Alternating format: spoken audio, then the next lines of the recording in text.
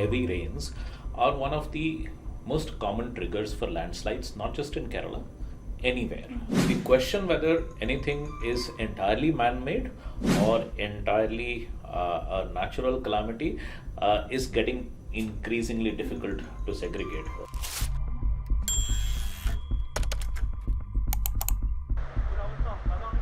Over 100 are dead in Wayanad landslides and several are feared trapped under the debris, and this whole situation is unprecedented. Kerala has seen such climate events before, but this one, the recent landslides, are particularly an alarming situation.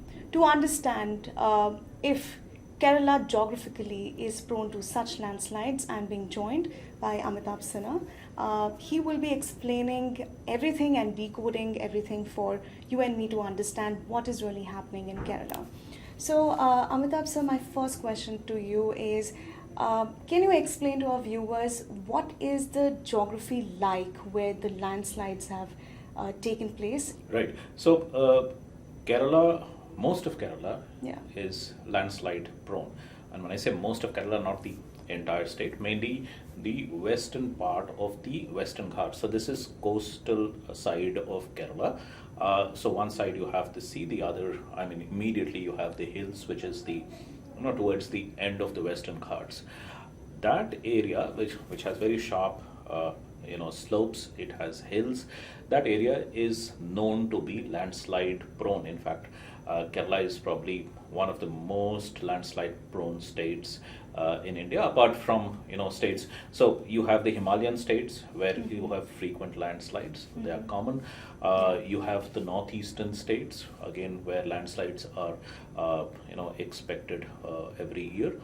And then you have Kerala where this particular part, western side of Western Ghats, those are landslide prone areas. So we know landslides can occur there, especially during the monsoon season when the rains happen, and Kerala gets we all know Kerala gets a lot of rain as well. So the Himalayas, the Western Ghats are Western Ghats and the northeastern states. And the northeastern states. Yeah, so you have other states also. Maharashtra does get landslides, for example. But these are the three areas wherein you have which are most vulnerable to landslides. And heavy rains, are one of the most common triggers for landslides, not just in Kerala, anywhere.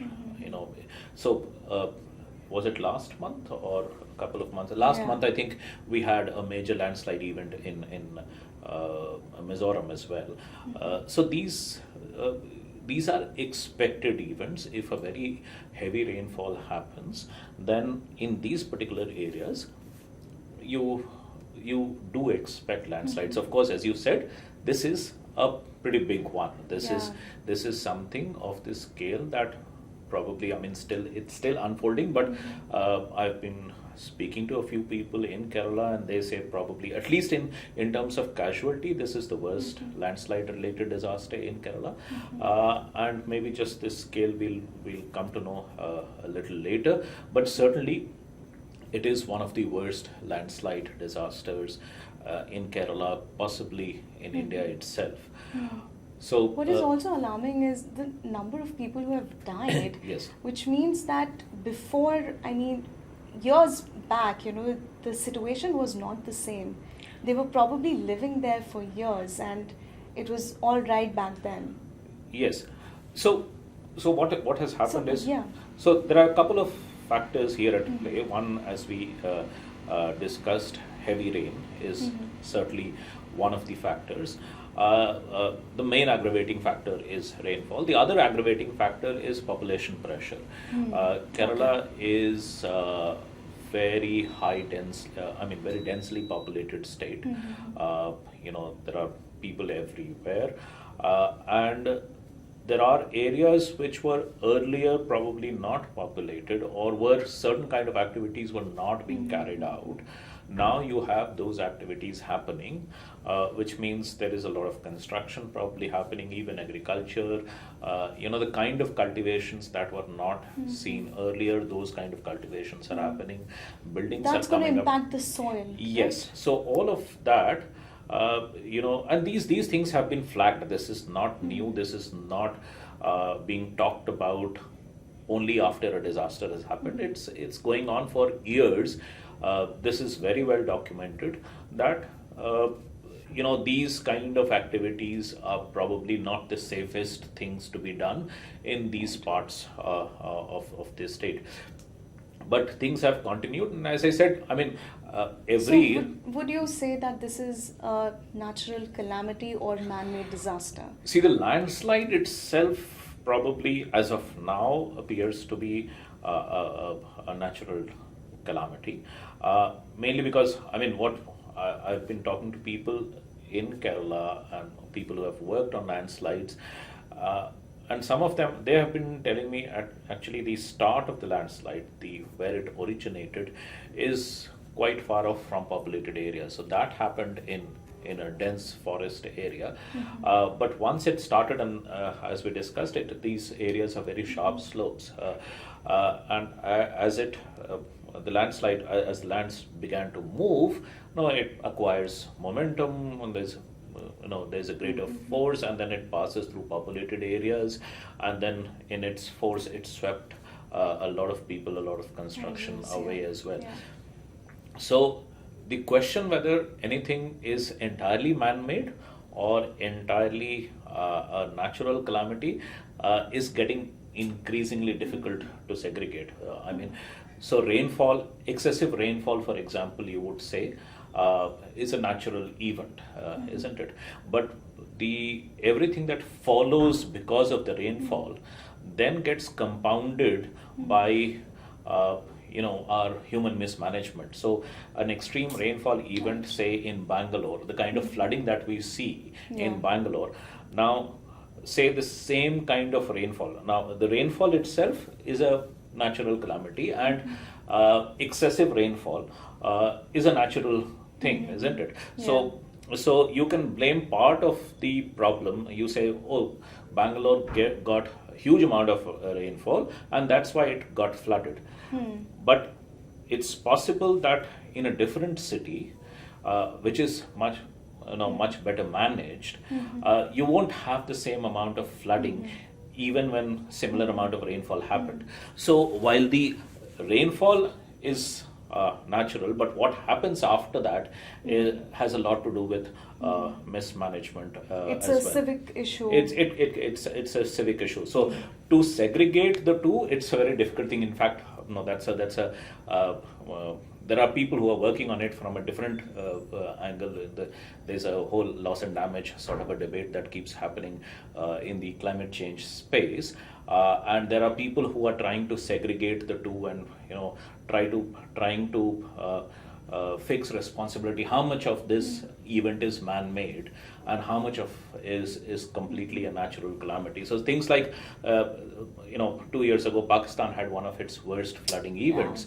The argument was that the same kind of rainfall, if it had happened in Europe, would it have caused the same kind of disaster? And if not, then how much of this can be attributed to natural causes? How much of this is man-made?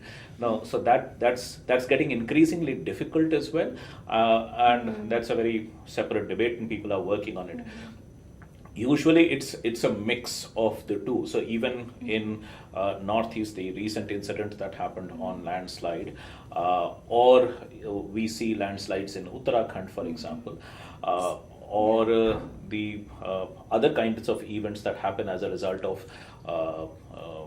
heavy rainfall. We have seen the glacial lake outburst, for example, in Sikkim, and also in Uttarakhand.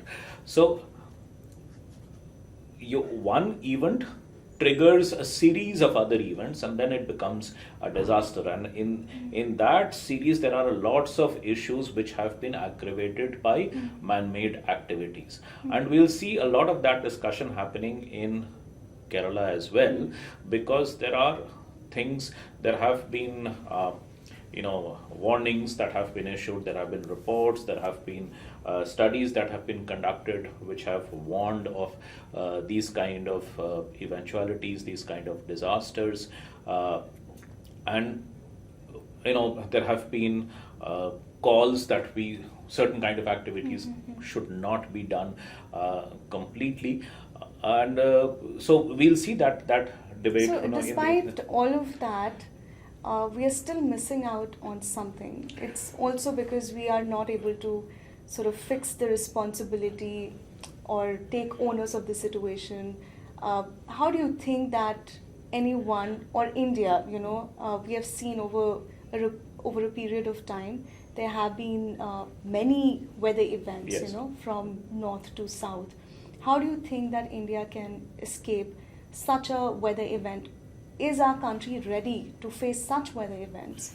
That's also a big some question. of this is preventable, but it's a much more complex, very complex issue, mainly because so it comes to should we? I mean, it goes back to the environment versus climate, environment versus development sort of a debate. So in this particular case, for example, we know, and we had a story also in the newspaper today. What happened was this entire Western Ghats were supposed to be declared as ecologically sensitive zone, including this particular village where the event happened. This was included in that entire ecologically sensitive zone. Now the idea was to declare this entire area, and this was initially the entire Western Ghats were supposed to be included as ecologically sensitive zone, and then the state governments, they sort of objected to it, because once you declare an ecologically sensitive zone, then the kind of activities that you can carry out, things like construction, setting up of industries, those kind of things get very heavily restricted. So initially the state governments protested, then there was another committee that was set up to look into what kind. That committee narrowed down the area a little bit, and then the states were not happy even with that. There were local protests, there were protests by people living in that area, saying you should not be this strict about ecologically sensitive areas. Let some commercial activity. Yeah, let some kind of, because it affects our livelihoods. There have to be development projects that have to be done, and all kinds of things. But obviously not at the cost of the Yes. environment. So it's not an easy trade-off. Yeah. It's a very, very we see that unfolding in several. So not just in this particular stretch, but we see this debate unfolding in different kinds of ways in different areas, in the forest areas, right, where mining activities take place. In the Himalayas, we see this in the context of the Char Dham project as well. The same kind of arguments, you have to construct, you have to have the roads, you have to have the buildings, you have to ensure livelihood for the local people, you need to have agriculture going on. So all sorts of activities which are considered essential. At the same time, this thing about, are you damaging the environment? Are you damaging it irreversibly? Are you inviting local disasters? So that's scary. It's not. Yes. Are we damaging so it? it's not a very clear sort of. There are arguments on both sides of the debate, and as I said, it's a complex. So over the next few days, you will see these kind of things coming up again and again, because this was an area where we have had landslides in the past. 2018, Kerala had a massive flooding event, again because of very heavy rainfall, and that flooding event also triggered quite a few landslides, including in Wayanad in 2018. Then the following year, 2019, again Wayanad had a few significant landslide events, obviously not as big as this one. This area does get landslides every year. We have a few landslides. Most of them are small enough. They are not ignored. They don't get into.